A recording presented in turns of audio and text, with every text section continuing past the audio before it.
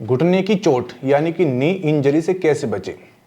आज के समय में देख रहा हूँ आज का जो यूथ है वो जिम की तरफ बहुत भाग रहा है और जाना भी चाहिए, अच्छी बात है, क्योंकि जो आप एक्सरसाइज करते हो कहीं ना कहीं आपके हार्ट के लिए, आपकी जो मसल्स स्ट्रेंथ के लिए हर तरह से बिल्कुल बेनिफिट देती है। लेकिन जब मैं देख रहा हूँ कि वो कुछ दिन के बाद हमारे जब क्लिनिक पर आते कहते हैं कि हमने नी में हमारी चोट हो गई यानी कि नी में इंजरी हो गई, तो इसका मतलब कहीं ना कहीं गलत तरीके से एक्सरसाइज करना या पता नहीं कि कैसे एक्सरसाइज करनी है, उसके बाद वे इंजरी लेकर आते हैं। या तो वो लिगामेंट इंजरी लेकर आएंगे या कुछ ना कुछ चोट लेकर भी आते हैं और उस चोट को ठीक होने में बहुत समय लग जाता है। आज मैं आपको वीडियो में सिर्फ 2-3 टिप्स बताऊंगा। यदि आपने जिम जा रहे हो, ये आपने टिप्स अपनाए तो आप विश्वास मानिए आपको नी इंजरी तो होगी नहीं, पूरी बॉडी में कभी भी आपको मसल्स में प्रॉब्लम नहीं होगी। देखिए, जब आप जिम में जा रहे हो या कोई भी आप एक्सरसाइज कर रहे हो, यानी कि आपको स्ट्रेंथ एक्सरसाइज कर रहे हो जिम में जाने के बाद, तो सबसे पहले आपको एक काम करना है, वार्म अप, यानी कि अपने मसल्स को स्ट्रेचिंग करनी है। देखिए, आप जिस मसल्स के लिए आप करोगे एक्सरसाइज, यदि उससे पहले आप बॉडी की जितनी दूसरी मसल्स हैं उसकी स्ट्रेचिंग करोगे तो कहीं ना कहीं जो मसल्स हैं उसको रिलैक्स महसूस होगा और आपको कहीं ना कहीं इंजरी से आप बच पाओगे। मैं जब देखता हूँ, जब हमारे पास पेशेंट आते हैं कहते हैं हम सीधे जाते ही वेट उठाना स्टार्ट कर देते हैं। देखिए, वेट उठाएं लेकिन कितना उठाएं, सबसे पहले जो भी आप एक्सरसाइज करो सबसे पहले आपको वार्म अप जरूर करना है। बिना वार्म अप के आप कोई भी एक्सरसाइज मत करिए, अपनी मसल्स की स्ट्रेचिंग करिए। और दूसरी बात, अपने ट्रेनर के अकॉर्डिंग आप एक्सरसाइज कीजिए, आप अपने खुद से कोई भी एक्सरसाइज मत कीजिए। यदि आप खुद से वेट उठाओगे तो इसका मतलब कहीं ना कहीं आप गलत तरीके से एक्सरसाइज करोगे।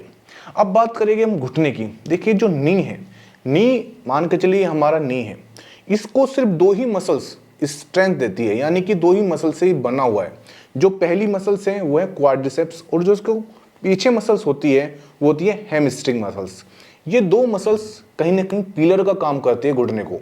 जब यदि आप गलत तरीके से इस पर प्रेशर डालते हो तो इस पर क्या होता है कि इंजरी आने के चांसेस हो जाते हैं, जिसको हम लिगामेंट इंजरी बोलते हैं।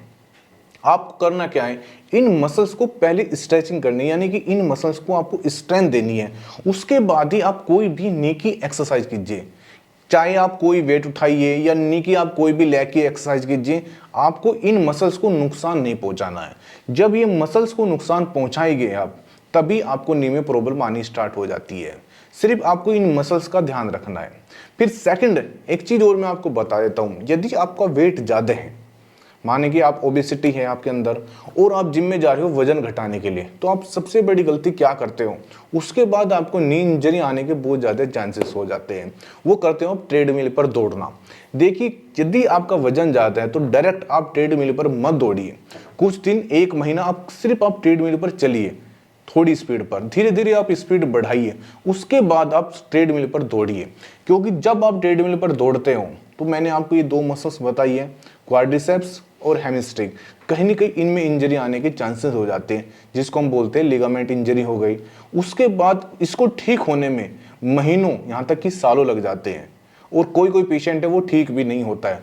क्योंकि जब आप अपनी इन मसल्स को कहीं ना कहीं प्रॉब्लम में डालोगे तो ये इतनी बढ़ जाती है, आप शुरुआत में ध्यान नहीं देते। जब आपको नी में पेन हुआ तो आप इसको इग्नोर करोगे।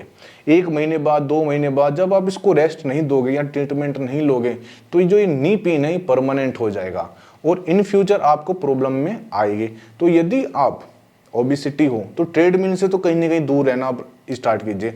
आप दूसरी कार्डियो कर सकते हो, या आपको ट्रेडमिल पर करना है तो आप चलिए, पैदल थोड़ी देर चलते रहिए थोड़ी स्पीड पर, लेकिन उस पर दौड़ना मत।